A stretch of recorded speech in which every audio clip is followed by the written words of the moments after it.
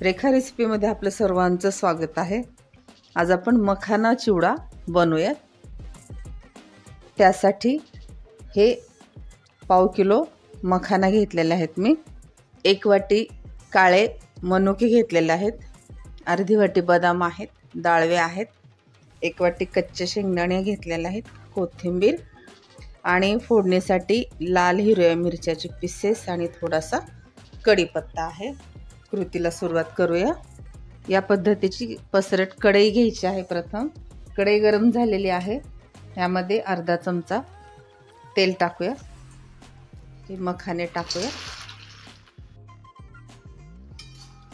मंद गॅसवर आपल्याला हे मखाने भाजून घ्यायचे आहेत, जेणेकरून हे मखाने क्रंची लागतील। साधी आणि सोपी रेसिपी आहे आणि हा चिवडा पटकन होतो। चवीपुरतं मीठ टाकूया। मखाने आपले भाजून झालेले आहेत, कढईमधून काढून घेऊया पसरट ताटामध्ये।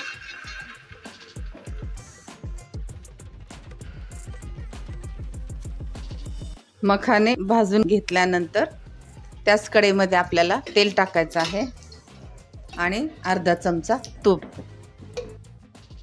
तूप आणि तेल गरम झाल्यानंतर कढीपत्ता आणि मिरचीचे तुकडे टाकूया।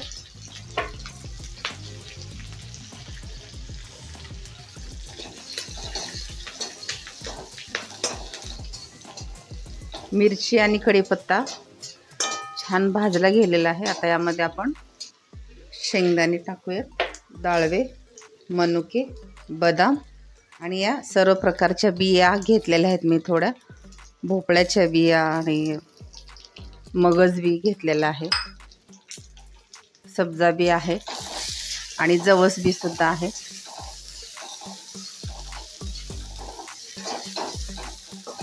हे सर्व मिक्स करून घ्यायचं आपल्याला तेलामध्ये आणि तुपामध्ये।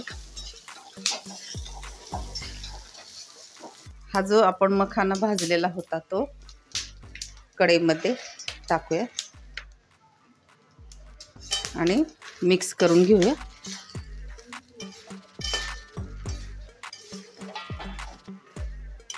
थोडंसं मीठ टाकणार आहे मी आणखी।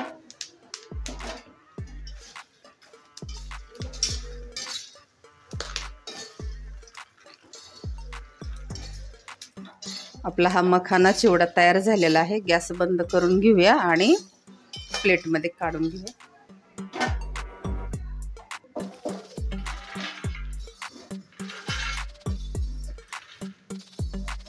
अशा प्रकारे आपला हा मखाना चिवडा तयार झालेला आहे।